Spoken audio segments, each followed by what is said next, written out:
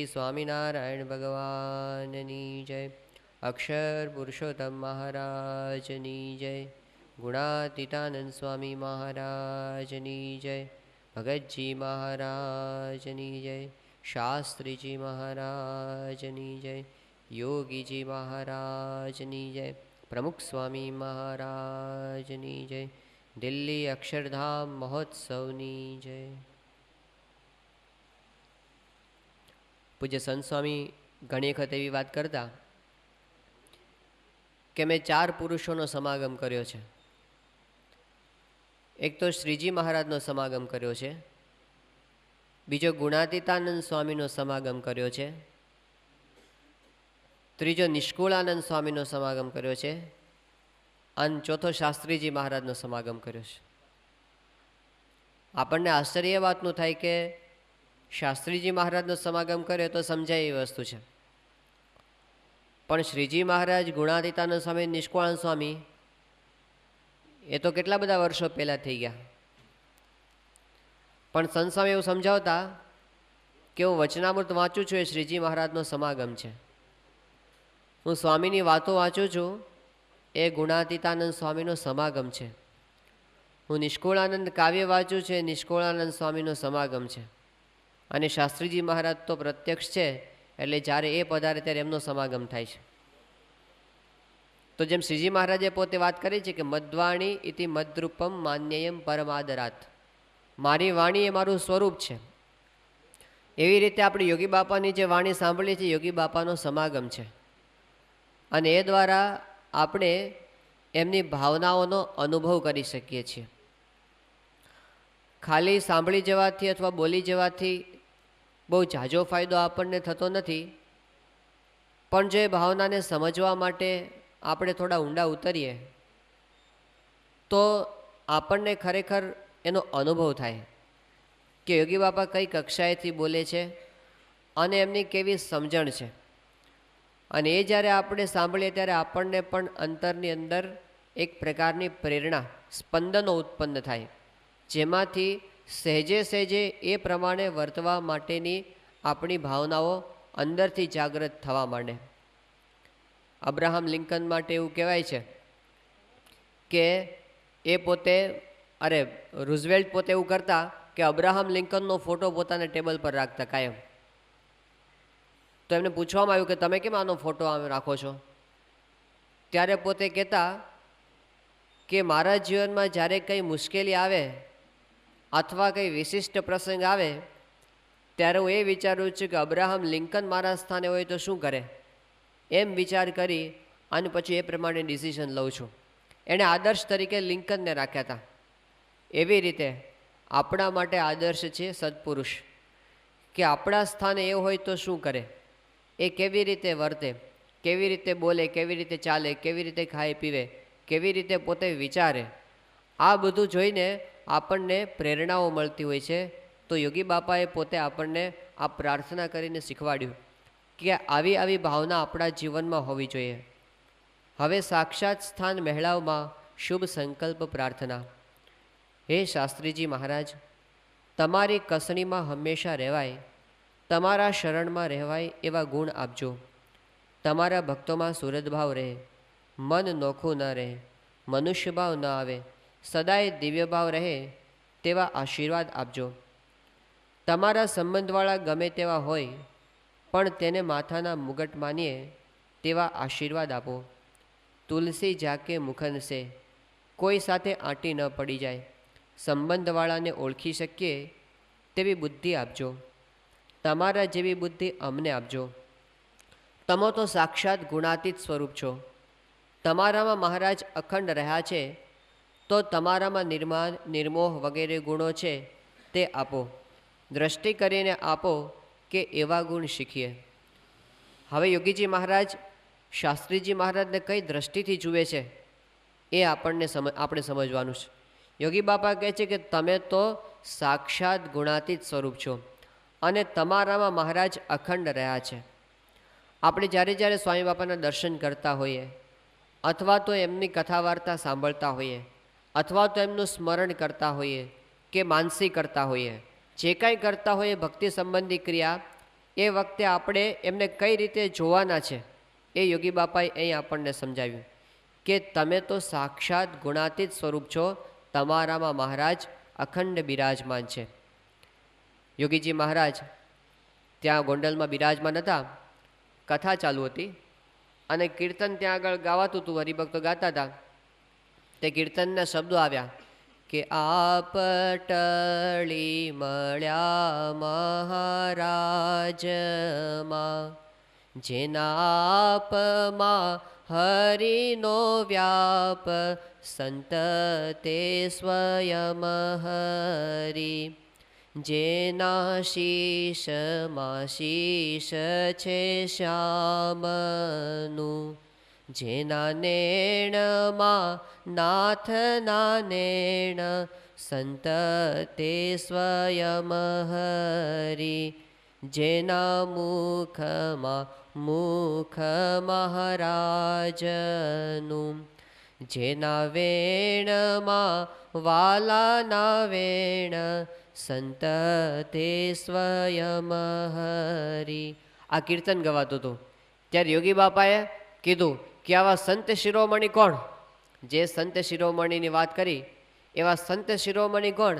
એટલે હકા બાપુ સામે બેઠા હતા, એમને કીધું સ્વામી આપ એવા સંત શિરોમણી છો. યોગી બાપા કે કેવા સંત શિરોમણી? અમારા પ્રમુખ સ્વામી છે. આવું યોગી બાપાએ એ વખતે કીધું હતું. તો એમણે આપણને ઓળખાણ કરાવી કે આ સત્પુરુષ એવા છે જેના આંખમાં જોનારા ભગવાન છે, જેના પગમાં ચાલનારા ભગવાન છે, જેના અંગો અંગમાં મહારાજ પોતે નિવાસ કરીને રહે છે. પૂજ્ય હર્ષદ કાકાએ જીવન ચરિત્રની અંદર એક અદ્ભુત વાત લખી છે કે સત્પુરુષ કોઈ ક્રિયા કરતા જ નથી, એ એક જ ક્રિયા કરે છે. કઈ ક્રિયા? મહારાજને પોતે અખંડ ધારણ કરીને રાખે છે. પછી જે કંઈ ક્રિયા કરે છે બધી ભગવાન પોતે કરે છે. એટલે કે સ્વામી બાપા બોલે છે એ બાપા બોલતા જ નથી, એમણે તો મહારાજને અખંડ ધારણ કરી રાખ્યા છે. હવે શ્રીજી મહારાજ બોલે છે, શ્રીજી મહારાજ ચાલે છે, શ્રીજી મહારાજ પોતે આપણી સામે હસે છે, આપણી સામે દ્રષ્ટિ કરે છે. એવી જો આપણામાં સમજણ આવે તો એનો આનંદ કંઈક જુદો આવે. યોગી બાપા કહે છે કે તમે તો સાક્ષાત ગુણાતીત સ્વરૂપ છો, આપની અંદર મહારાજ અખંડ બિરાજમાન છે. હોલેન્ડની અંદર આપણે એક ભક્ત છે હનકોપ, એમણે 1974માં પહેલી વાર પ્રમુખ સ્વામી મહારાજના દર્શન કર્યા અને ત્યારથી એને સત્સંગનો રંગ લાગ્યો છે. પાક્કા સત્સંગી છે, પોતે પૂજા પાઠ બધું કરે છે, વચનામૃત નિયમિત રીતે વાંચે છે, રવિ સભા કરે છે. યોગી સ્વામી બાપાના દર્શને દર વર્ષે પાછા આવે છે પણ ખરા દેશમાં. એ હનકોપ જ્યારે ત્યાં ગોંડલ આવેલા, શરૂઆતના વર્ષોનો પ્રસંગ છે, તો સંતો એમને રોજ થોડું થોડું ગુજરાતી બોલતા શીખવાડે. જેમ પેલા રઘા ભરવાડને સંતો એક એક અંગ્રેજી વાક્ય શીખવાડે છે રોજ, એવી રીતે પેલાને એક એક ગુજરાતી વાક્ય શીખવાડે. તો સ્વામી બાપા છે એ પોતે પોતાના ઉતારામાં જતા હતા એટલે એને શીખવાડેલું સંતો એ પ્રમાણે હાથ જોડીને બોલ્યો કે બાપા આપની અંદર ભગવાન અખંડ બિરાજમાન છે. એટલે સ્વામી એના સામું જોયું અને પાછી સ્વામી ના પાડી, એટલે તો મૂંઝાઈ ગયા. સ્વામી ના પાડીને એટલે એણે કીધું બાપા આપણામાં મહારાજ અખંડ બિરાજમાન છે. સ્વામીએ ના પાડી. એટલે સંતોને પ્રશ્ન થયો સ્વામી ના કેમ પાડે છે? પછી સ્વામીએ ખુલાસો કર્યો. સ્વામી કે એને એમ કહો કે સત્પુરુષમાં તો ભગવાન સાંગોપાંગ બિરાજમાન છે, અખંડ તો બધામાં છે, દરેકની અંદર ભગવાન અખંડ બિરાજમાન છે, ખંડિત નથી. પણ સત્પુરુષમાં તો ભગવાન સાંગોપાંગ બિરાજમાન છે. એટલે આંખમાં આંખ, હાથમાં હાથ, કાનમાં કાન, એવી રીતે આખું ભગવાનનું સ્વરૂપ બની ગયું છે. આટલો ફેર છે. તો સામાન્ય રીતે ભગવાન તો સર્વત્ર છે, અણુ અણુમાં. પણ મહારાજ જે પ્રમુખ સ્વામી મહારાજમાં બિરાજમાન છે, સાંગોપાંગ બિરાજમાન છે. એટલે યોગી બાપા કહે છે કે આપનામાં તો ભગવાન અખંડ બિરાજમાન છે. ગોંડલની અંદર એકવાર કથા ચાલુ હતી, જ્ઞાનપ્રિય સ્વામી કથા કરતા હતા અને એમાં કંઈ પ્રસંગ નીકળ્યો એટલે એ પોતે વાત કરતા હતા કે પ્રમુખ સ્વામી મહારાજ જે કાંઈ બોલે છે, ખાય છે, પીવે છે, ચાલે છે, વાતો કરે છે, હસે છે, હજી આ વાતો એ બોલતા હતા, વાક્ય એનું ચાલુ હતું. અને એ વખતે સ્વામીનો સ્ટેજ પર પ્રવેશ થયો અને સ્વામીએ સાંભળ્યું ને કે સ્વામી જે કાંઈ બોલે છે, ચાલે છે, ખાય છે, પીવે છે, સ્વામી કે સભામાં જ સીધા જ સ્વામી કે એમાં ભગવાન જ છે, ભગવાન જ છે, ભગવાન જ છે. આ વાક્ય એમણે પૂરું કર્યું. તો એમને અખંડ સર્વક્રિયાની અંદર ભગવાનનું નિરંતર અનુસંધાન છે. ગુણાતીતાનંદ સ્વામીએ જેમ કીધું કે અમે તો હજારો ક્રિયા કરાવીએ, પણ આંખ મીચીને ઉગાડીએ એટલી પણ જો મહારાજની મૂર્તિનું વિસ્મરણ થાય તો તાળવું ફાટી જાય. એમની આ સ્થિતિ છે. જેમ માછલું છે જળમાં હાલે ચાલે અને ક્રીડા કરે, એવી રીતે આ સત્પુરુષ ભગવાનમાં રહીને જ બધી ક્રિયા કરે છે, પણ એ ભગવાનથી ક્ષણ માત્ર પણ અળગા થતા નથી. જેમ ગુણાતીતાનંદ સ્વામી હતા અને ત્યાં વંથલીના રસ્તે જતા હતા, તો રસ્તાની અંદર ગાડામાં બેઠા હતા ને એમણે વાત કરી કે આ રસ્તેથી જ્યારે જ્યારે પધારીએ પસાર થઈએ ત્યારે મહારાજ અને સંતો સાંભળી આવે છે, કારણ કે શ્રીજી મહારાજ આ રસ્તેથી ઘણીવાર પસાર થયા છે. ત્યારે એક ભક્ત હતા, એમણે કીધું કે સ્વામી, તમને તો સાંભળે કારણ કે તમે તો મહારાજના દર્શન કર્યા છે, પણ જેણે મહારાજના દર્શન ન કર્યા હોય એને ક્યાંથી સાંભળે? ત્યારે સ્વામીએ કીધું કે આપણે ક્યાં પરોક્ષ છે, આપણે ત્યાં તો દર્શન કરે દે છે, વાતો કરે છે. એવી રીતે મહારાજ અનંત પ્રકારે સુખ આપે છે. જાગા સ્વામીએ સ્વામી પાસે ફરિયાદ કરી ગુણાતીતાનંદ સ્વામીને કે સ્વામી, અમારી શી એવી ખામી હશે કે આ પાછોતરો દેહ આવ્યો? એટલે મને બહુ ઘણી વખત એવું લાગે છે કે મહારાજની આપણે લાભ લઈ શક્યા નહીં, પાછોતરો દેહ આવી ગયો. ત્યારે ગુણાતીતાનંદ સ્વામીએ કીધું કે મહારાજના વખતમાં દેહ આવ્યો હોત તો તમે શું કરત? એટલે જાગા સ્વામીએ કીધું કે અખંડ મહારાજની મૂર્તિનું ધ્યાન કરત. ત્યારે સ્વામીએ કીધું કે ભગવાનની મૂર્તિના 4 સુખ છે. એક તો દર્શન, બીજું પ્રસાદી, ત્રીજું વાતું અને ચોથું મળવું. આ 4 સુખ અમારે તમને આપવા. એમ કરીને ગુણાતીતાનંદ સ્વામી કે જે અક્ષરધામ મહારાજ છે એના એ મહારાજ અહીં બિરાજમાન છે, ખાલી આકાર જુદો દેખાય છે, બીજો કાંઈ એની અંદર ફેર નથી. તો મહારાજ આપણને આ ગુણાતીત સંત દ્વારા સાક્ષાત મળ્યા છે. યોગી બાપા એ આપણને સમજાવે છે કે આપની અંદર તો મહારાજ અખંડ બિરાજમાન છે. પ્રમુખ સ્વામી મહારાજ 1991ની સાલમાં ત્યાં આફ્રિકામાં હતા અને લિનોંગ વેથી દારે સલામ જતા હતા પ્લેનની અંદર. સાથે ઘણા બધા સંતો હતા, હરિભક્તો પણ હતા, એમાં હર્ષદભાઈ રાણા પણ સાથે હતા. તો સંતો સાથે બધી પ્રશ્નોત્તરીને બધી વાતો ચાલતી હતી, ગોષ્ઠી. એમાં શુકમુનિ સ્વામીએ બાપાને પ્રશ્ન પૂછ્યો કે આપનું સ્વરૂપ અમારે કેવું સમજવું? ત્યારે સ્વામીએ જે જવાબ આપ્યો એમના જ શબ્દો છે ઇન્વર્ટેડ કોમામાં. પ્રમુખ સ્વામી મહારાજ કહે છે કે પૂર્ણ પુરુષોત્તમ નારાયણ શ્રીજી મહારાજ સર્વોપરી સાક્ષાત જ છે. પૂર્ણ પુરુષોત્તમ નારાયણ શ્રીજી મહારાજ સર્વોપરી સાક્ષાત જ છે. આમ કહીને પછી સ્વામી બોલ્યા કે તમે પેલું કીર્તન ગાઓ છો ને કે એની આંખમાં જોનારા ભગવાન છે, એના પગમાં ચાલનારા ભગવાન છે. સ્વામી કહે નક્ષિક મહારાજ બિરાજમાન છે, સંપૂર્ણ દિવ્ય સ્વરૂપ છે, આ લોકનો કોઈ ભાવ જ નથી. પછી બાપા કે આપણે વાત કરીએ છીએ ને કે જીવનો સત્સંગ કરવો, તે જીવનો સત્સંગ એટલે શું? તો આવી દ્રઢ સમજણ થઈ જાય અંતરની અંદર, એનું નામ જીવનો સત્સંગ થયો કહેવાય. તો આ જે સ્વરૂપ નિષ્ઠા એ બહુ જ પાયાની વસ્તુ છે અને એમાંથી જ બધી ભક્તિ ઉદય થાય છે. લોયાના 6ઠ્ઠા વચનામૃતની અંદર મહારાજે આ વાત કરી કે ભક્તિ સંબંધી જે કાંઈ સાધન છે એ બધામાં સ્વરૂપ નિષ્ઠા હોય તો બીજા બધા જ સાધન સિદ્ધ થઈ જાય. તો આપણને કથા વાર્તા કરવી કે પછી સાંભળવી કે આરતી કરવી કે પછી ધર્માદો કાઢવો, જે કંઈ ભક્તિ સંબંધી આપણે ક્રિયા કરીએ એ બધાના મૂળની અંદર સ્વરૂપ નિષ્ઠા છે, એ પાયો છે. અને એમાં જેટલું બળ હોય એટલી બધી ક્રિયાની અંદર બળ આવે. સ્વરૂપ નિષ્ઠામાં જેટલી ખામી હોય એટલી ઢીલાશ બીજા બધામાં વર્ત્યા કરે. તો આ પ્રગટ સ્વરૂપની અંદર આવી જબરજસ્ત નિષ્ઠા આપણી થઈ જાય, એ આપણને અહીં આગળ યોગી બાપાએ આપણને શીખવાડ્યું છે. અને પછી એક આગળ વાત કરે છે યોગી બાપા કે જગતમાં આપનો મહિમા વધારીએ, કે આપ કોણ થઈ ગયા? તમે જે કાર્ય કર્યું તે તો અમારાથી થઈ શકે એમ નથી, પણ અમે તમારા શિષ્ય છીએ તો શક્તિ આપજો. હજારો મનુષ્ય તમારા સ્વરૂપમાં તણાય તેવી શક્તિ, તેવું જ્ઞાન દેજો. ભક્તને અંતરમાં આ પણ એક ભાવના રહ્યા કરે કે આ સ્વરૂપની મને ઓળખાણ થઈ છે તો હું બીજા બધાને પણ કેમ આ સ્વરૂપની વાત કહી શકું. જગતમાં આપનો મહિમા વધારીએ. ભક્તની સમજણ છે, પોતાના ગુરુનો મહિમા વધારવાનું એને નિરંતર તાન રહ્યા કરે. યોગી બાપા કે મને તો એક રોટલો ખાવા મળે તો સૂઈ રહું ખાઈને, પણ શાસ્ત્રીજી મહારાજની સંસ્થા વધે એ માટે દાખલો કરું. એ દાખલો આ બાબતનો છે કે લાખો માણસોને આ સ્વરૂપ સમજાય અને એની અંદર પોતે જોડાઈ શકે. શ્રીજી મહારાજ પોતે વિચરણ કરતા ધોરાજી પધારેલા અને ત્યાં એ વખતે એક બહુ મોટો ઉત્સવ થયો હતો એકાદશીનો, અને ઘણા બધા હરિભક્તો આમ દેશ પરદેશથી આવતા. દેશ પરદેશ એટલે સોરઠ દેશ, પછી ગુજરાત દેશ, ચરોતર દેશ, પછી દંડાવ્ય દેશ, એવા બધા દેશ કહેવાય એ વખતે. તો એ બધા દેશના હરિભક્તો ત્યાં આગળ ભેગા થયા હતા, અને સેંકડો માણસો ભેગા થયા, હજારો નહીં પણ કેટલા સેંકડો હતા. એટલે ઘણા બધા ભેગા થઈ ગયા, અને ઉત્સવ એટલો સારો થયો તો આત્માનંદ સ્વામી બહુ રાજી થઈ ગયા, કારણ કે મહારાજે એ વખતે આમ બધા ભક્તો પર ગુલાલ ઉડાડ્યો, એટલો બધો ગુલાલ ઉડાડ્યો કે આખો વડ હતો લાલ રંગનો થઈ ગયો.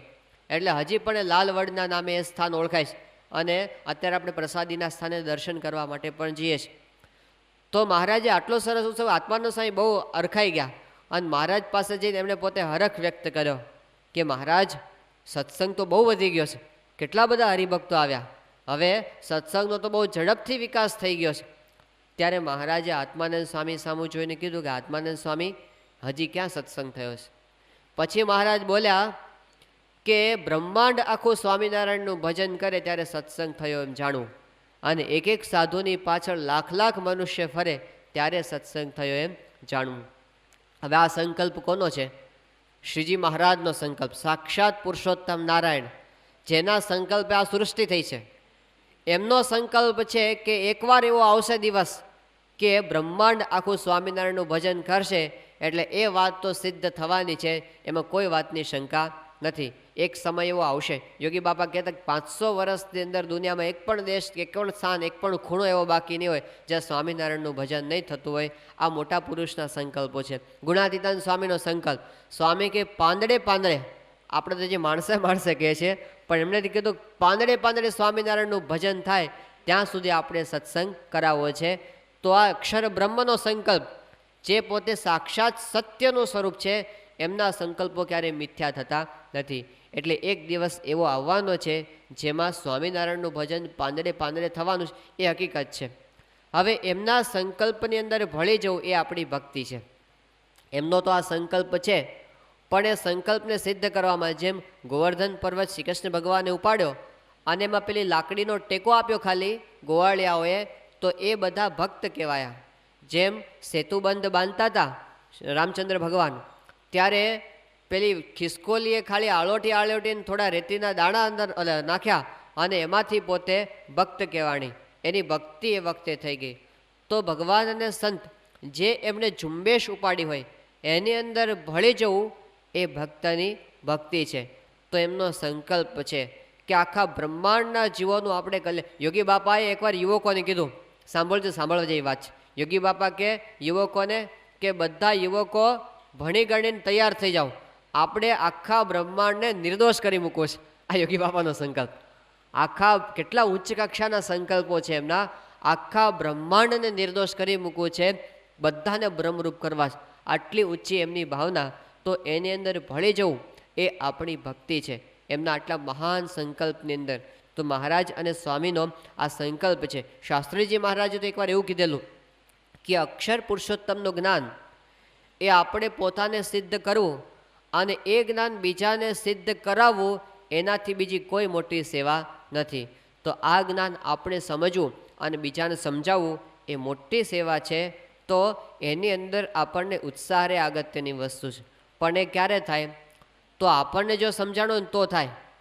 આપણને એ વસ્તુનો મહિમા સમજાયો હોય તો મહારાજે લખ્યું છે મધ્યના 57માં કે ભગવાનના ભક્તના અંતરમાં એવી ભાવના રહે કે જેમ તલવાર હોય અને એ કેડે બાંધી હોય અને ટાણે કામ ના આવે તો એ તલવાર શા કામની.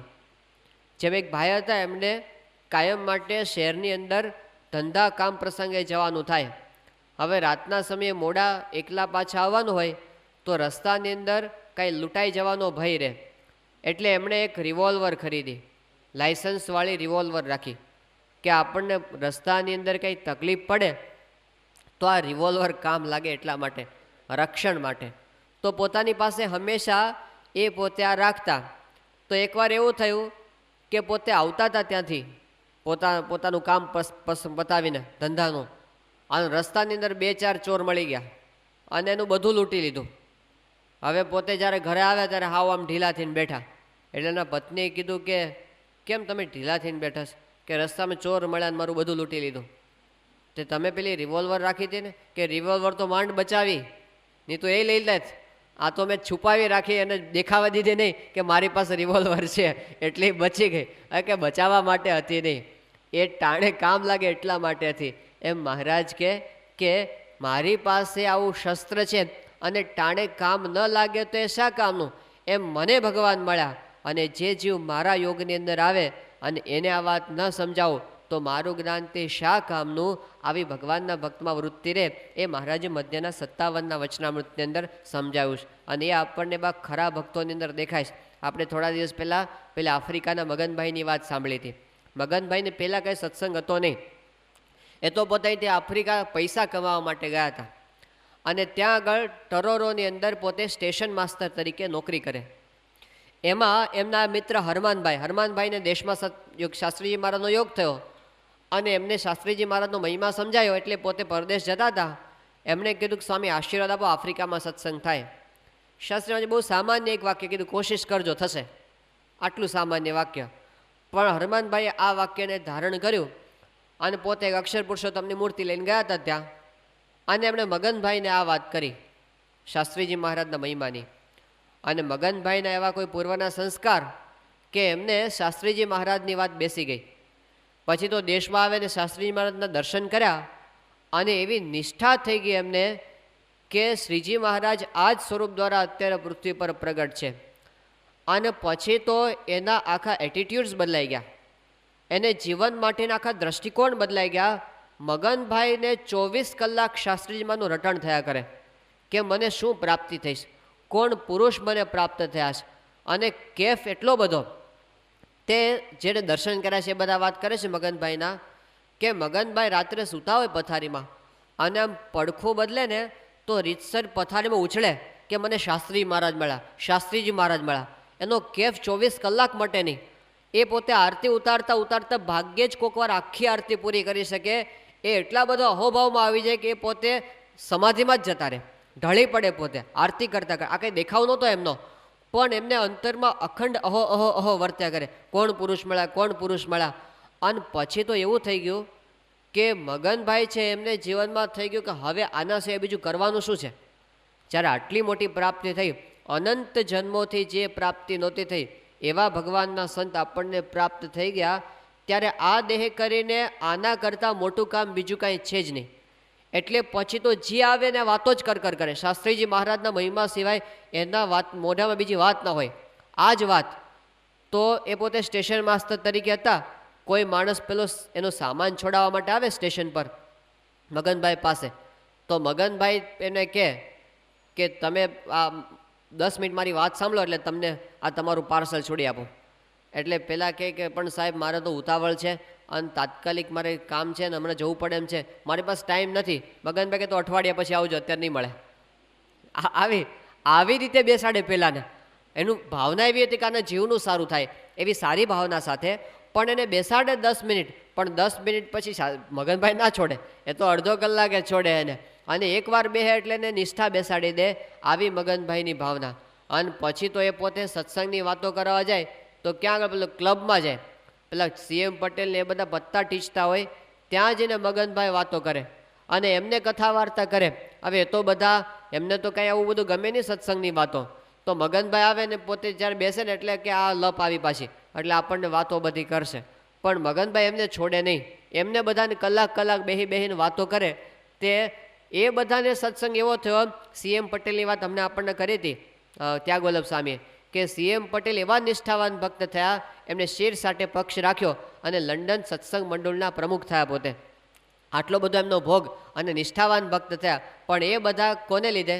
મગનભાઈને લીધે. એ તો બધા નહીતર ક્લબની અંદર પત્તા રમનારા અને દારૂ પીતાને બધું કરતા હતા.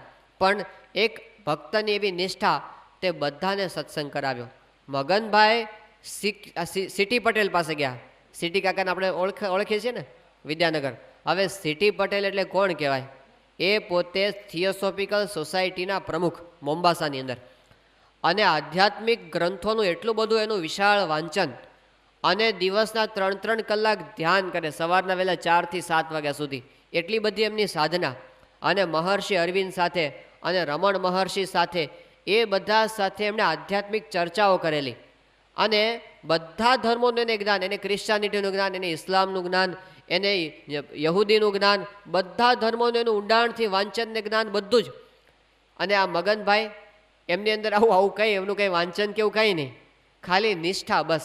શાસ્ત્રીજી મહારાજની શ્રીજીમાની નિષ્ઠા, બાકી બીજું કાંઈ નહીં. સીટી પટેલ પોતે ડબલ ગ્રેજ્યુએટ થયેલા અને એના હાથ નીચે 250 ધોળિયા કામ કરે. બહુ મોટી કંપનીમાં પોતે મેનેજર પોસ્ટ પર હતા. અને આ તો ઓર્ડિનરી સ્ટેશનમાં નોન મેટ્રિક, મગનભાઈ તો નોન મેટ્રિક, અને પોતે ઓર્ડિનરી સ્ટેશન માસ્ટર. પણ એની પાસે જઈ અને એમને સીટી પટેલને વાત કરી કે તમે જ્યાં સુધી શાસ્ત્રીજી મહારાજનું સ્વરૂપ નહીં સમજો ત્યાં સુધી તમારું કલ્યાણ નહીં થાય. આવું એમને છાતી ઉપર કહી દીધું. એટલે પહેલાં સીટી પટેલને લાગ્યું કે આ માણસ જે બોલે છે એ કંઈક જુદી રીતે બોલે છે, સામાન્ય રીતે બોલતા એવો નથી, આની અંદર રણકાર કંઈક જુદો છે. એ શબ્દોની અસર સીટી પટેલને થઈ. અમને એને કીધું તો મારે શાસ્ત્રીજી મહારાજના દર્શન કરવા જોઈએ. અને પોતે આવ્યા અને શાસ્ત્રીજી મહારાજના પહેલાં જ દર્શન, એમના બધા સંકલ્પો પૂરા 100 પ્રશ્નો વિચારીને આવ્યા હતા. સીટી કાકા 100 પ્રશ્નો કાગળમાં લખીને આવ્યા હતા, કારણ કે આટલું બધું આધ્યાત્મિક વાંચન કરતા અને કેટલા બધા પ્રશ્નો ભેગા થયા હોય, એ બધું લખીને કાગળમાં આવ્યા હતા. પણ શાસ્ત્રીમાને પહેલી વખત મળ્યા અને કાગળિયા બધા ખિસ્સામાં પડી રહ્યા. 100 પ્રશ્નો શાસ્ત્રીમાં જવાબ આપી દીધા પહેલી જ વખતે, પહેલી જ મુલાકાતમાં. એટલે એમના પ્રશ્નોનું સમાધાન થઈ ગયું.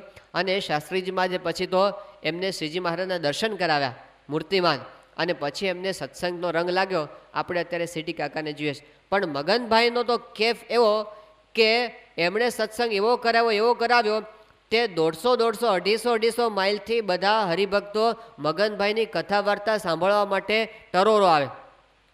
અને કથા વાર્તાનો કાર્યક્રમ કેવો કે શનિવારે બધા હરિભક્તો ત્યાં આગળ આવી જાય ટરોરોની અંદર.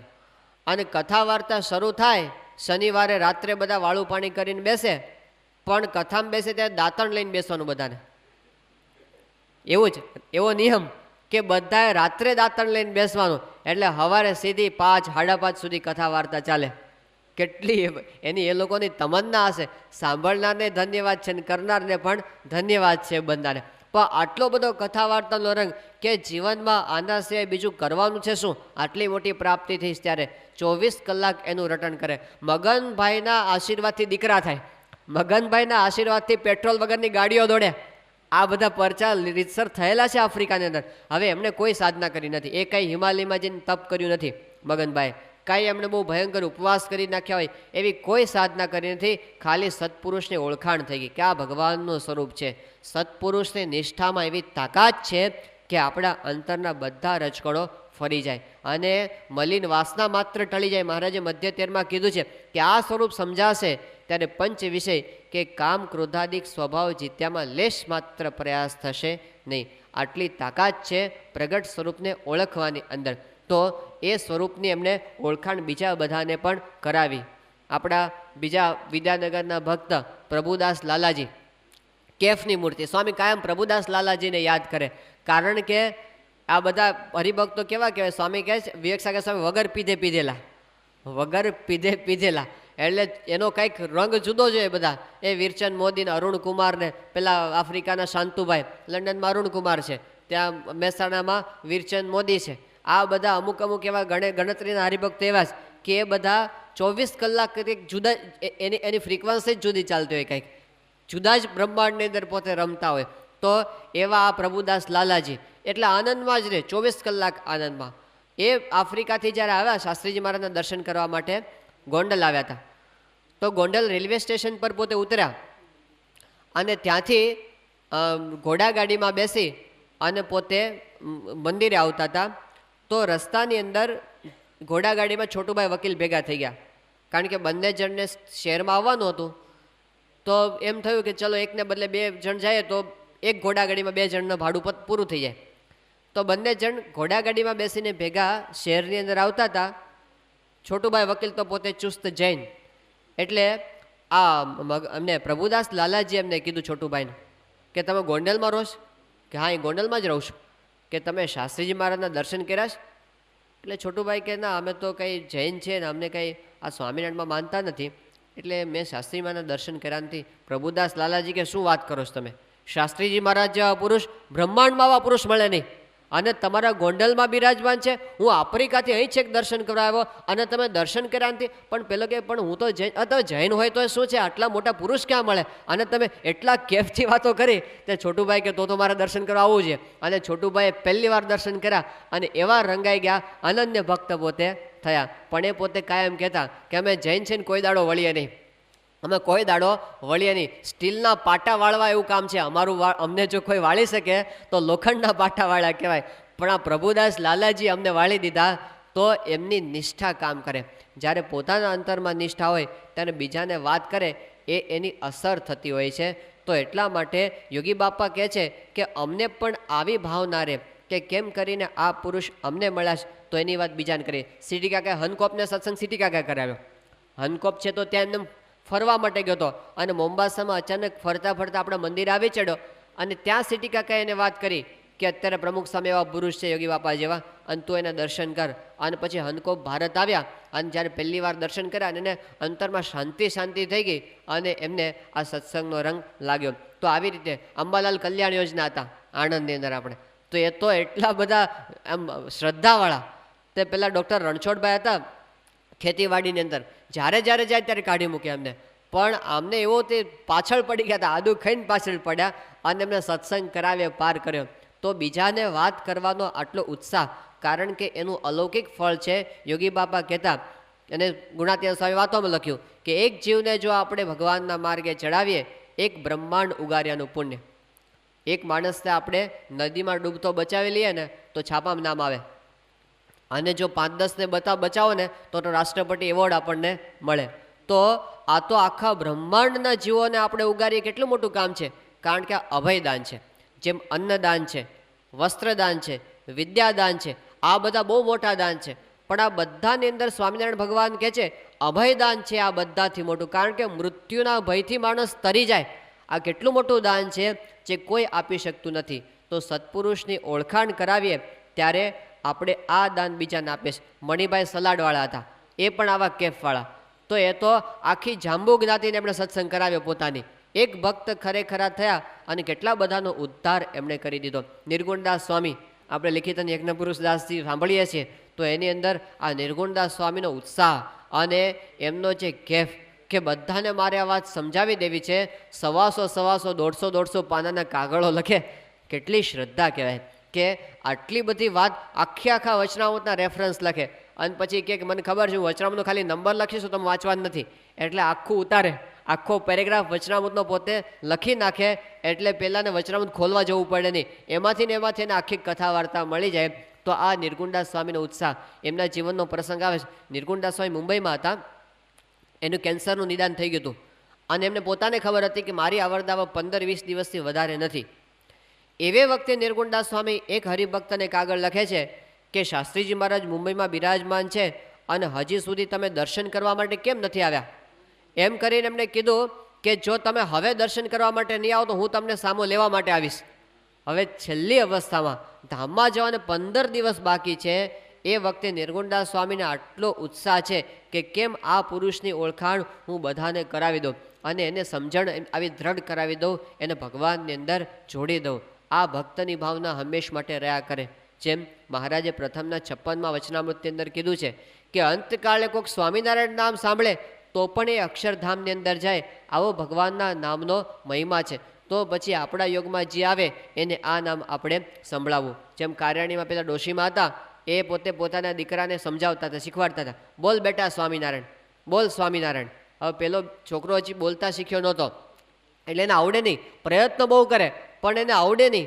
પરાણે પ્રયત્ન કરતાં કરતાં પેલી ડોશી બોલતી હતી અને એકવાર પેલો બોલી ગયો સ્વામિનારાયણ, આમ તોતડું બોલ્યો અને આ બોલ્યો ને પેલા ડોશીમાં એટલા આનંદમાં આવી ગયા કે મારો દીકરો 4 વેદ ભણી ગયો, 18 પુરાણ ભણી લીધા, 6 શાસ્ત્રને ભણી લીધા, બધું એને આવડી ગયું. મારો દીકરો આજે સ્વામિનારાયણ બોલ્યો. આ કેવો કેફ એને કે ભગવાનના નામનો આટલો બધો મહિમા છે જેમાં બધા જ શાસ્ત્ર માત્ર આવી જાય. કારણ કે ગુણાતીતાનંદ સ્વામી તો કીધું છે, વચન આપ્યું છે કે 8-10 વાર, કેટલા કીધા છે? 8-10 વાર સ્વામિનારાયણ નામ જાણે અજાણે બોલશે એનું પણ આપણે કલ્યાણ કરવું પડશે. એમણે તો પોતે કીધું છે કે કોઈ જાણી જોઈને નહીં બોલે, પણ સ્વામિનારાયણવાળા બધા આ બધા મંદિરો બહુ બાંધે છે. આ સ્વામિનારાયણવાળા છે બધા રાહત કાર્ય બહુ કરે છે બધા. આ સ્વામિનારાયણવાળા છે એ બધા આમ સદાચારી બહુ હોય છે. આવું ખાલી અમથા સ્વામિનારાયણ 8-10 વાર કોઈક બોલશે ને એનું પણ આપણે કલ્યાણ કરવું પડશે. તો એ ગુણાતીતાનંદ સ્વામીનું વચન છે. અને મોટા પુરુષના વચન કાંઈ આ બધા રાજકારણી નેતા જેવા હોતા નથી, મતલબી નથી હોતા કે હાલે આપવા ખાતર આપી દીધા અને પછી થયું તો એ ભલે, ન થયું તો એ ભલે. પણ એમના જે હોય છે બધા રાજકારણી તો એવાય નથી હોતા, સારા પણ હોય છે. પણ અહીં આગળ જે સત્પુરુષના વચન છે એ તો ત્રિકાળા બાધિત હોય છે. એ પોતે બોલે એ પ્રમાણે થાય. કારણ કે ઋષિણામ પુનરાદ્યાનામ વાચમ અર્થોનુધાવતી. ઉત્તર રામચરિત એ નામનો એક ગ્રંથ છે, એની અંદર બહુભૂતિ આ વાત કરી છે કે ઋષિણામ પુનરાદ્યાનામ વાચમ અર્થોનુધાવતી. એ બોલે ને એની પાછળ અર્થો દોડતા આવે. એ બોલે એ પ્રમાણે થવા માંડે.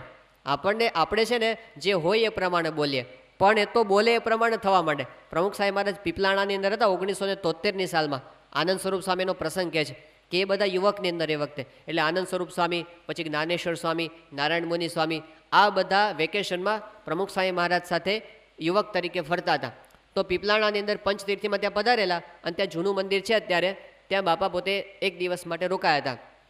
પછી સાંજનો સમય હતો એટલે બધા સ્વામીને ત્યાં સ્નાન કરવા માટે ગયા હતા. જરા આછું અંધારું થઈ ગયું હતું, સાંજના 7 વાગ્યાનો સમય થઈ ગયો હતો. અને પછી સ્વામી પોતે ત્યાં શૌચ જઈને આવ્યા ને પછી સ્વામી હાથ ધોયા અને ત્યાં ખેતર છે, મંદિરનું જ મોટું ખેતર, વાડી જેવું છે, અને ત્યાં કૂવો ચાલે અને કૂવા ઉપર પંપ મૂકેલો એટલે પાણીનો ધોધ આખો પડે. તો પછી ત્યાં જ સ્નાન કરવા માટે સ્વામી પોતે બેઠા અને બધા યુવકો હાજર ત્યાં આગળ. પછી સ્વામીએ સ્નાન કર્યું, બધા યુવકો ઉપર પણ પાણી ઉડતું હતું. એટલે પછી સ્વામીએ બધા યુવકોનું પોતાના ટુવાલથી સ્વામી બધાના મોઢા લૂછ્યા યુવકોના. અને પછી ત્યાં આગળ સ્વામીએ કીધું ધૂન કરો હવે આપણે. એટલે બાપાએ એ વખતે 11 સંકલ્પની ધૂન કરાવેલી, બધી જુદા જુદા. એમાં એક સંકલ્પ સ્વામીએ છેલ્લે એવો કર્યો હતો કે આપણે લંડનની અંદર શિખરબદ્ધ મંદિર કરવું છે. આ 1973ની સાલનો પ્રસંગ. એ વખતે તો લંડનમાં સત્સંગ મંડળ સાવ નાનું, અને શિખરબદ્ધનો તો સંકલ્પ લંડનની અંદર થાય જ નહીં. યોગી સ્વામી એ વખતે કીધું આપણે લંડનમાં શિખરબદ્ધ મંદિર કરવું છે અને 100 સંતોને લઈને પ્રતિષ્ઠા કરવા માટે જવું છે. આવો સંકલ્પ સ્વામી એ વખતે કર્યો હતો. હવે આ તો આનંદ સ્વરૂપ સ્વામી પોતાની ડાયરીમાં બધું લખતા હોય ને સ્વામીનો રિપોર્ટ, એટલે બધું એમને લખી રાખ્યું હતું. પછી તો આ વાતને વર્ષો વીતી ગયા, કોઈને કંઈ યાદ નહીં કે આવું એકવાર થયું તો પ્રસંગ. પણ પછી તો લંડન મંદિરના મંડાણે થયા અને મંદિર પૂરું થયું, સ્વામી પ્રતિષ્ઠા કરવા માટે ગયા ત્યારે એમને યાદ આવ્યું કે સ્વામી આવી રીતે સંકલ્પ કર્યો હતો. આપણે યુવકમાં હતા ત્યારે એમણે ડાયરી આખી ખોલી અને બધા સંકલ્પો વાંચે. એમ આ સંકલ્પ નીકળો કે આપણે લંડનમાં શિખરબદ્ધ મંદિર કરવું, 100 સંતોને લઈને આપણે પ્રતિષ્ઠા કરવા માટે જવું છે. એટલે એમણે ઋષિરાજ સ્વામીને ફોન કર્યો, જે સંતો પરદેશ છે બધું વિઝાનું બધું સંભાળે ને, એટલે ઋષિરાજ સ્વામીને એમને પૂછ્યું કે કેટલા સંતો પરદેશ ગયા છે. એટલે એમને બધી ગણતરી કરીને કીધું કે એક્ઝેક્ટ 100 ગયા છે, એક્ઝેક્ટલી 100 સંતો ગયા છે. તો સત્પુરુષ જે પ્રમાણે બોલે એ પ્રમાણે બધું થઈ જતું હોય છે, કારણ કે એમના સંકલ્પોની અંદર એવી દિવ્ય શક્તિ રહેલી હોય છે. તો અહીં આગળ જે આપણે વાત સાંભળતા હતા કે યોગી બાપાએ એવો સંકલ્પ કરેલો છે કે આપણે આ બધાને આ વાત સમજાવી, એટલે કહે છે કે અમે બીજાને આપની વાત સમજાવી શકીએ.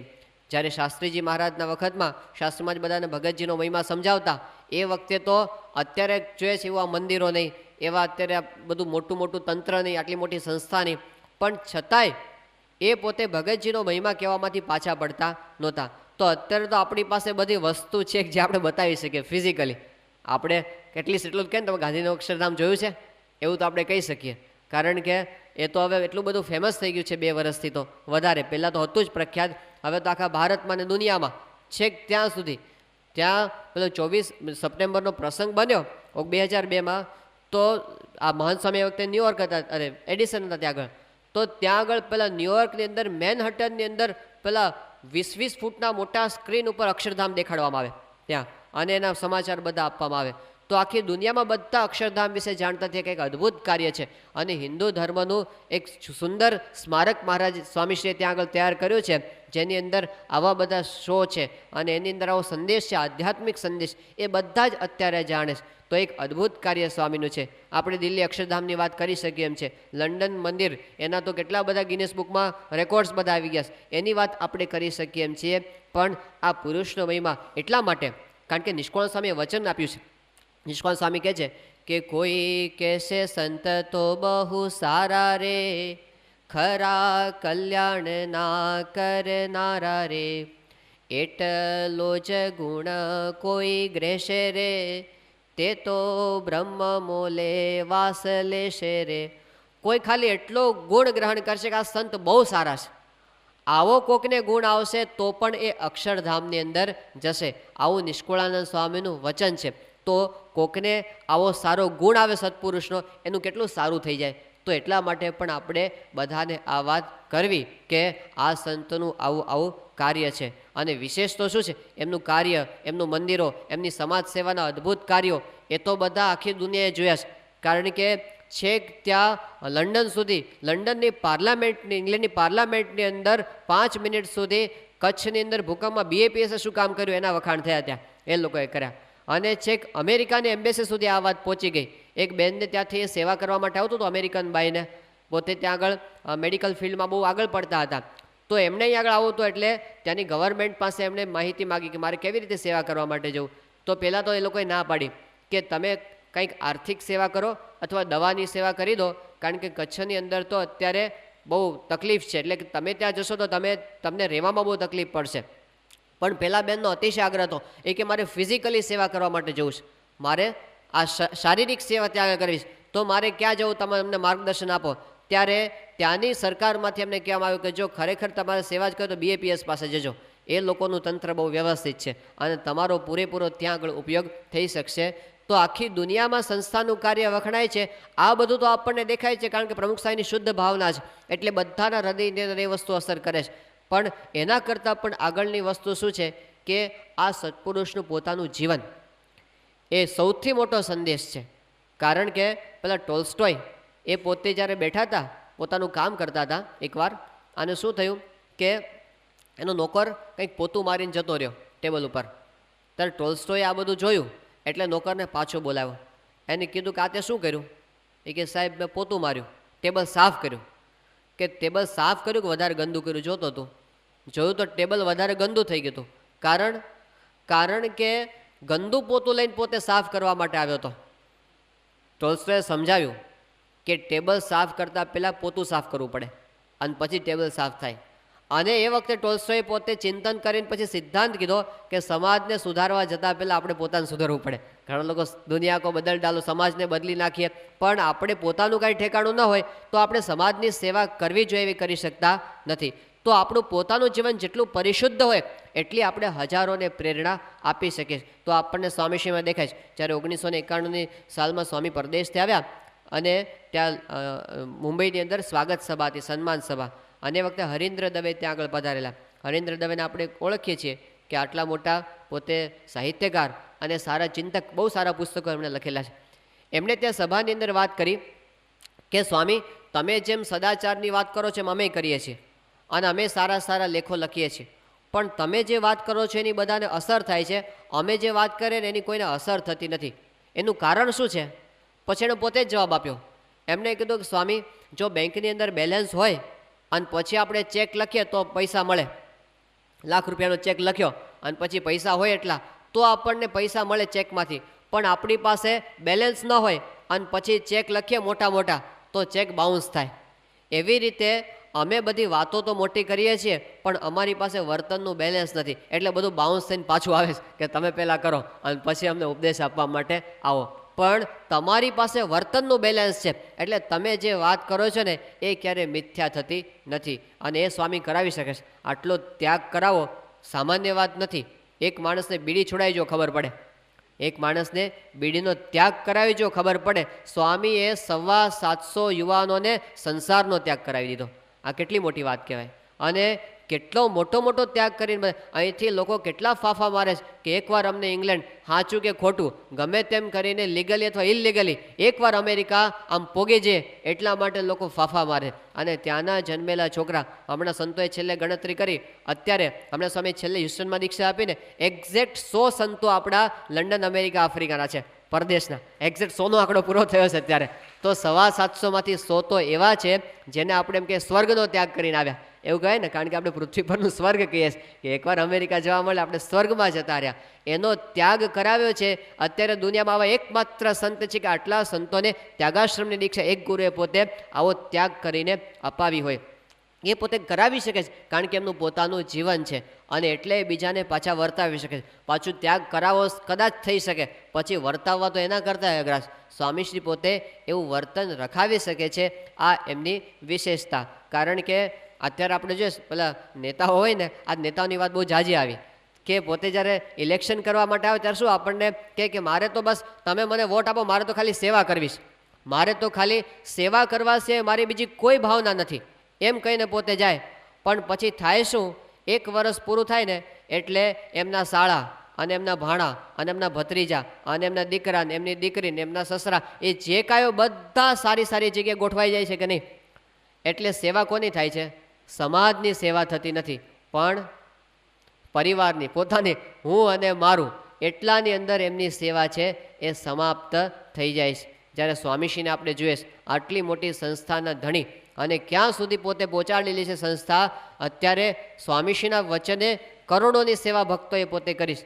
એ પ્રમુખ સાહેબ મહારાજનો સગ્ગો ભત્રીજો જંબુસરમાં રિક્ષા ચલાવે છે. આ બને જે ધર્મગુરુ હોય ને એના તો એના સગા સંબંધીઓને કરોડોના બેલેન્સ થઈ જાય છે. એ અત્યારે વર્તમાન કાળે બને છે અને બધાએ મૂર્તિમાન આ તો બધું જોયેલું છે. અને છતાં આવા સંજોગોની અંદર સ્વામી આટલું શુદ્ધ વર્તન એણે પોતે રાખ્યું છે એટલે લાખોને પોતે રખાવી શકે છે. સ્વામીએ પોતે એકવાર સંસારનો ત્યાગ કર્યો પછી તો વસુધૈવ કુટુંબકમ થઈ ગયું. એમનો પોતાનો એક પરિવાર ન રહ્યો પણ કરોડો એમના પોતાના થઈ ગયા. અને એટલે આપણે સ્વામીને પોતાના માની શકીએ છીએ. નહીંતર આપણને સ્વામી પ્રત્યે પરાયાપણું ન લાગે. સ્વામી જો પોતાનો પરિવારને મારું ને એવું કરતા હોય તો, પણ એમણે આપણે બધાને પોતાના માની લીધા. સ્વામીએ પશુઓ માટે આટલી સેવા કરેલી છે પણ પોતાના સગા સંબંધી સામે ન જોયું, કારણ કે ત્યાગીનો નિયમ છે કે એકવાર સંસારનો ત્યાગ કર્યો પછી સગા સંબંધી સાથે સંબંધ રખાય નહીં. ત્યાં ગોંડલમાં કેટલ કેમ્પ સ્વામીએ કરાવેલો અને સ્વામીને ઠંડી બહુ પડી એ દિવસોમાં. સ્વામીએ જ્ઞાની સ્વામીને કીધું તાત્કાલિક આ બધા પશુઓને માટે ઓઢવાના ગોદડા કરાવો. તો જ્ઞાની સ્વામી કે સ્વામી પશુઓને ગોદડા, સ્વામી કે ઠંડી કેટલી બધી. તો કેટલ કેમ્પના ઢોર માટે, જે બધા બીજાના ઢોર હતા કે મંદિરના ઢોર તો હતા જ નહીં, પણ એના માટે સ્વામી ઓઢવાના ગોદડા કરાવ્યા રાત્રોરાત બધાના માટે, કે એમને આટલું છે કે એક પશુ પણ દુઃખી થાય નહીં. એટલું બધું એમને પોતાને સમાજ માટે, બીજાના માટે એમને આટલી બધી લાગણી છે. આ સંતનું હૃદય છે તો એમને કાયમ સર્વના કલ્યાણની ભાવના રહે. તો સ્વામીનું જીવન, ભાઈ વિવેક સાગર સ્વામી પ્રસંગે જ કે એમને એક ભાઈ મળેલા જુનાગઢ બાજુ, એ કે સ્વામી અમારા ગુરુ આમ બધી રીતે સારા, બહુ સારા જ ગુરુ, રાત્રે જરા ધ્યાન રાખવું પડે. કે કેમ? કે સિનેમા જોવા જતા રહેશે. હવે આપણે કેટલા ભાગ્યશાળી છીએ કે આપણને કોઈ દિવસ આવી શંકા નહીં થાય કે કોઈ આપણા ગુરુ પ્રત્યે આમ આંગળી ચીંધે, એવું કોઈ દિવસ થવાનું નથી. એ આપણને વિશ્વાસ છે. તો આવા જે ગુણિયલ સંત પ્રાપ્ત થવાને એ બહુ મોટી પ્રાપ્તિ છે. આજના જમાના આપણે જોઈએ કે સારો જમાઈ પ્રાપ્ત થતો નથી. જો એના માટે કેટલો દાખલો કરે છે લોકો. અને જો મળી ગયો હોય ને સારો જમાઈ તો દિવસમાં 5 જણને વાત કરે અમારા જમાઈને બહુ સારી નોકરી છે અને એનું આમ પાછું પરિવાર બહુ સારો અને ખાધે પીધે બધી રીતે સુખી છે અને 2 તો ગાડીઓ છે તો આપણી દીકરી બહુ સુખી થઈ. તો હારો જમાઈ મેળવો હોય ને તો વાત કર્યા વિના રહેવાતું નથી. તો હારા ગુરુ મળે વાત કરવી કે નહીં? આપણે ગૌરવ લઈએ છીએ કે આપણી પાસે આમ દુનિયાનો સારામાં સારો ક્રિકેટર આપણા દેશમાં છે, એનું આપણને ગૌરવ છે. દુનિયાનો સારામાં સારો ફિલ્મનો એક્ટર આપણી પાસે છે, એનું આપણને ગૌરવ છે. તો દુનિયાનો સારામાં સારો સાધુ આપણી પાસે છે, એનું ગૌરવ હોવું જોઈએ કે નહીં? એ ગૌરવ જો અંતરમાં હશે ને તો પછી આ વાત કર્યા વિના રહેવાતી નથી. તો યોગી બાપા આપણને એ સમજાવે છે કે આ વાત જે આપણને મળી એ બીજાને કર્યા વિના રહેવી નહીં. કારણ કે એવા સંત આપણને પ્રાપ્ત થયા છે. વિવેક સાગર સ્વામી ત્યાં સારંગપુરની અંદર હતા અને એકવાર સંતોની સભામાં વિવેક સાગર સ્વામીનો ઇન્ટરવ્યૂ રાખ્યો હતો અને એમને બધા પ્રશ્નો પૂછવામાં આવેલા.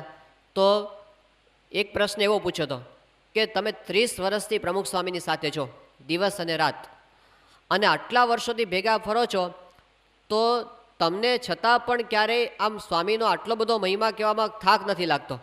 કારણ કે સંસ્થાના ઇતિહાસમાં સ્વામિનારાયણ ભગવાનથી અત્યાર સુધીમાં સૌથી વધુ કથા વાર્તા કરીને તો વિવેક સાગર સ્વામીએ કરીશ.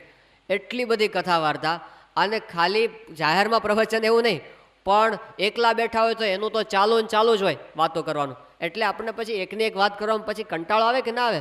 તો તમે આટલા વર્ષોથી ભેગા ફરો છો અને રોજ આની આ વાત કરવાની, વળી પાછા સ્વામીના દર્શનની અંદર પણ હાજર.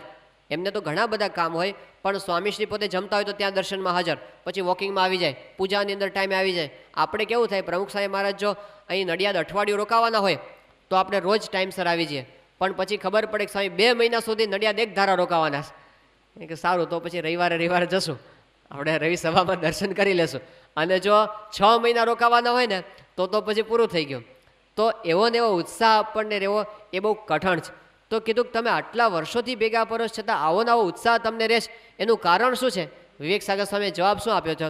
એમણે કીધું મને એક વાત સમજાઈ ગઈ છે કે આ પૃથ્વી પર પ્રમુખ સ્વામી મહારાજ જેવો બીજો કોઈ સાધુ નથી. આ કોણ બોલે છે? 30 વર્ષ ભેગા રહ્યા પછી બોલે છે. શ્રીજી મહારાજ વચનામૃતની અંદર એવું કહે છે કે માણસ કેવો છે ને એ ભેગા રહ્યા પછી ખબર પડે. દૂરથી તો ડુંગર રળિયામણા, પણ ભેગા રહેવા મળે. પેલું સંતો વાત કરે છે ને કે જ્યારે લગ્ન થાય ને એ પહેલાં કાગળ લખતા હોય કે તમે તો ચંદ્રમુખી છો, અને પછી આવું બધું લખતા હોય છે. પણ પછી લગ્ન થાય પછી સૂર્યમુખી થાય અને પછી જ્વાળામુખી થાય. એ બધું શું કામ થાય છે? ભેગા રહેવા પછી જેવા જેવા સ્વભાવ ખબર પડે. દૂર હોય ત્યારે તો બધું બહુ સારું લાગતું હોય. એવી રીતે ભેગા રહે ત્યારે તો વિવેક સાગર સ્વામી આટલો ટાઈમ ભેગા રહે અને પછી એમની પ્રતીતિ બોલે. આમ કેટલાક લોકો તો એવું માને કે પ્રમુખ સ્વામીને ચાલે છે ને વિવેક સાગર સ્વામી ડૉક્ટર સ્વામીને લીધે ચાલે છે. આવું અમુક જણને છે બહાર કે એ તો બહુ મહિમા કહે ને એનો એટલે એમનું ચાલે છે. પણ એમને એ ખબર નથી કે આટલો મહિમા કહેવાનો જે અંતરથી ઉત્સાહ આવે છે શેને લીધે આવે છે? સ્વામીનું એવું જીવન છે ત્યારે ઉમળકો આવે છે કે આપણે વાત કરીએ. બાકી યોગી શતાબ્દી મહોત્સવમાં એવું થયેલું કે બધા બહારના ઘણા બધા મહાત્મા આવેલા. તો એક બહુ મોટા સંત અને મહામંડલેશ્વર કહેવાય, અને ભારત સાધુ સમાજમાં બહુ મોટું સ્થાન એમનું. તો એમના ઉતારે જ્યારે આપણે યુવક એમને સભાના ટાઈમે લેવા માટે ગયા કે સ્વામીજી ચાલો આપણો ટાઈમ થઈ ગયો સભાનો, તો એમને બિચારાને કંઈક પાણી કે દવા કંઈક લેવાનું હતું, એટલે પોતાના સેવકને બૂમ પાડે કે તું અહીંયા આવ, મને આપ. પણ 5 મિનિટ સુધી આવ્યું નહીં. એટલે પછી આપણે યુવક એને એનો સેવક જટા ઓળવામાં પડ્યો હતો, એ નવરો થયો નહીં. તો જે ભેગા ફરતા હોય ને એને જાજો મહિમા હોય જ નહીં એને. અને આપણે જોઈએ છે કે સ્વામીની સાથે જે ભેગા રહે છે એને મહિમા વધતો જાય છે. દૂર હોય ને ત્યારે ઓછો હોય, અને ભેગા રહે એ મહિમા વધતો જાય છે. એ શું બતાવે છે? એમનું જીવન કેટલું પ્યોર છે, અંદરથી પ્યોર છે, દેખાવમાં નહીં. પણ એમની આખી લાઈફ છે આપણને ખુલ્લી કિતાબ જેવું એમનું જીવન છે. ત્યારે એવા સંત આપણને પ્રાપ્ત થયા છે. તો હવે આપણને જો એનો ઉત્સાહ રહે કે આ સ્વરૂપ આપણે બીજાને સમજાવવું છે તો પછી એનો આનંદ એ કંઈક નોખો આવે. તો યોગી બાપાએ આપણને એ કીધું કે જગતમાં તમારો મહિમા સમજાવીએ, અને પછી કહે છે કે તમે જે કામ કર્યું તે અમારાથી થઈ શકે એમ નથી. યોગી બાપાએ ઓછું કામ નથી કર્યું, પણ છતાં યોગી બાપા શું કહે છે? તમે જે કામ કર્યું એ અમારાથી થઈ શકે એમ નથી. આને શું કહેવાય? દાસત્વ ભક્તિ. ગુરુ પ્રત્યે આપણો દાસ ભાવ. આપણે ગમે તેટલું કામ કરીએ તો પણ હંમેશા ગુરુને જ આગળ કરીએ, આ ગુરુ ભક્તિ કહેવાય. સંત સ્વામી ઘણી વખત એવું કહેતા કે પ્રમુખ સ્વામીએ 10 ગણો સત્સંગ વધારી દીધો. 1971ની સાલમાં સ્વામી પોતે ગાદી આવ્યા ત્યારે સંસ્થામાં કદાચ 100 જેટલા સંતો હશે. અત્યારે 750 સંતો થયા. એ વખતે સંસ્થાની અંદર આમ શિખરબદ્ધ મંદિર 7-8 હતા, અત્યારે 25 શિખરબદ્ધ મંદિરો થઈ ગયા. એ વખતે હરિમંદિરો 100ની સંખ્યામાં હતા, અત્યારે 500 હરિમંદિરો સ્વામીએ કરી દીધા. એ વખતે સંસ્થાની અંદર સ્કૂલ કદાચ એકાદ હતી ગુરુકુળ જેવી. અત્યારે સ્વામીએ આમ સંખ્યાબંધ સ્કૂલો છેક ગુજરાતની અંદર, ગુજરાતની બહાર હોસ્પિટલો સ્વામીએ કરી દીધી, રાહત કાર્યો એટલા બધા કરી દીધા, અને સંખ્યાબળ આટલું બધું ભક્તોનું 40,000 સ્વયંસેવકોનું આખું મોટું દળ તૈયાર કરી દીધું. મોટા મોટા દેશમાં અને પરદેશમાં ઉત્સવો કર્યા. આટલું બધું પ્રમુખ સ્વામી મહારાજે પોતે કર્યું છે. છતાં પણ સ્વામી દર વખતે શું કહે છે? જ્યારે કોઈ કહે સ્વામી તમે આટલું બધું અદ્ભુત કાર્ય કર્યું, સ્વામી કહે કે શાસ્ત્રીજી મહારાજને યોગીજી મહારાજના સંકલ્પે થાય છે, અમારાથી કંઈ થતું નથી. ગોંડલમાં જ્યારે 700 સંતો થયા, સ્વામી આ જ વાત કે જે કાંઈ સંતો થયા યોગી બાપાના સંકલ્પે થયા છે, કારણ કે યોગી બાપા કહી ગયા છે કે 700 સાધુ થવાના છે. તો પોતાના ઉપર એ પોતે ક્યારેય કોઈ વસ્તુ લેતા જ નથી. મેં કર્યું, આ બહુ જ મોટી વસ્તુ છે. જ્યારે આપણે કંઈક બતાવતા થઈ જાય, લોકો જ્યારે આપણને બધા કહેતા હોય કે તમારાથી આ થયું છે, ત્યારે ઘણી વખત આપણને આવું થઈ જાય. અને પછી શું થાય?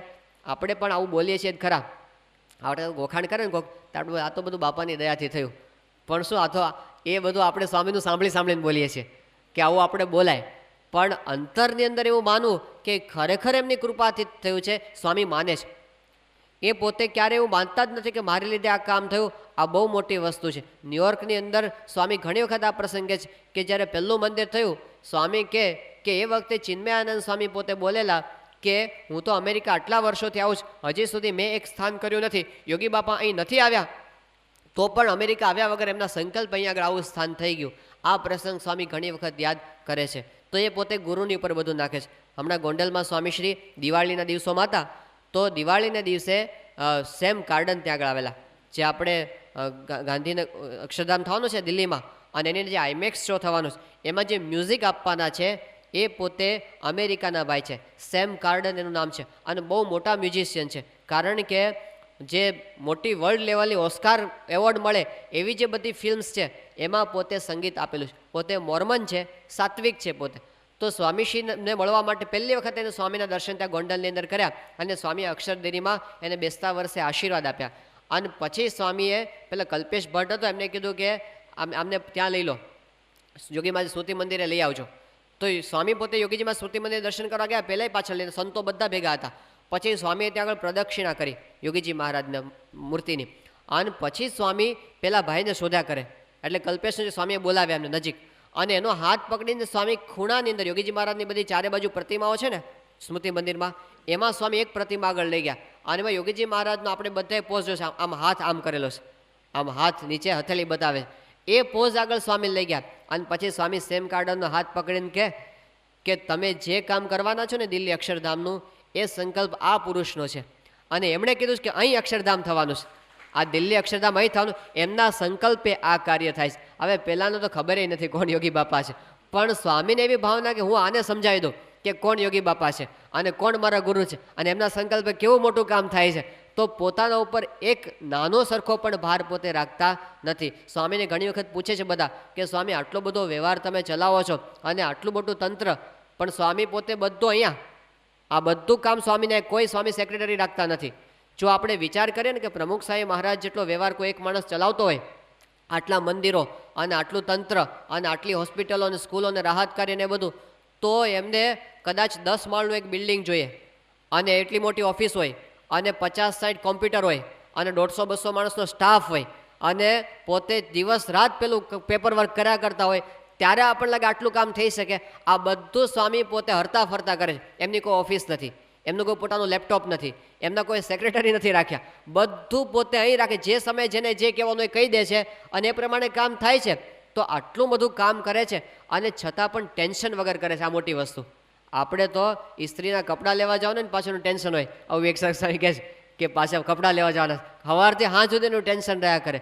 તો સ્વામી આટલા કામ કરે છે અને કોઈ ટેન્શન રહેતું નથી. તો સ્વામીને ઘણી વખત બધા પૂછે છે, મોટા મોટા માણસો, કારણ કે મેનેજમેન્ટમાં પડ્યા હોય અને મોટી કંપની ચલાવતા એને ખબર પડે કે આટલું મોટું તંત્ર ચલાવવામાં કેટલું બધું ટેન્શન ચડી જાય. તો સ્વામીને પૂછે છે કે સ્વામી તમે આટલું બધું કામ કરો, હળવા ફૂલ સી રીતે રહી શકો છો? ત્યારે સ્વામી કહે છે કે અમારા ગુરુ શાસ્ત્રીજી મહારાજ કહેતા કે તમે જો માથા ઉપર પાણીનો ઘડો રાખ્યો હોય તો તમને એનો ભાર લાગે, પણ તમે જો દરિયામાં ડૂબકી મારો તો લાખો ટન પાણી તમારા માથા પર ફરી વળે તો પણ એનું વજન તમને લાગતું નથી. એવી રીતે જો આપણે પ્રવૃત્તિનો ભાર આપણા પોતાના માથા ઉપર રાખીએ તો આપણને વજન લાગે, પણ બધું ભગવાન જ કરે છે, ગુરુ જ કરે છે, હું કાંઈ કરતો નથી એમ માનીને આપણે ડૂબકી મારી દઈએ ભગવાનમાં તો એનું વજન આપણને લાગતું નથી. તો આ એમણે પોતે પોતાના જીવન દ્વારા રીત આપણને શીખવાડી છે.